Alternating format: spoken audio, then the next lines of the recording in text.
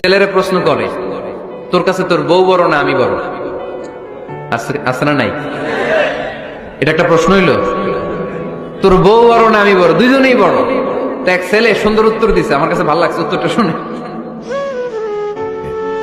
এক মা প্রশ্ন করছে, তোর এতদিন আমি লালন পালন করে বড় করলাম, জীবন যৌবন তোর জন্য শেষ করলাম, আজকে বউ পাইয়া বউ তোর আপন হয়ে গেল। এবার ছেলে উত্তর দিছে, মা আমার মুখ থেকে মা ডাক শোনার জন্য তুমি কি কষ্টটাই না করছো জীবনে।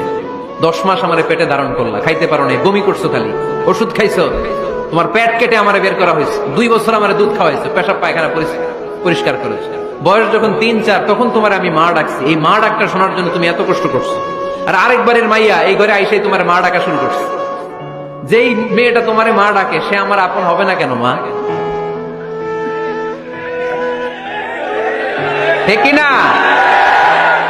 এই মা ডাক শোনার জন্য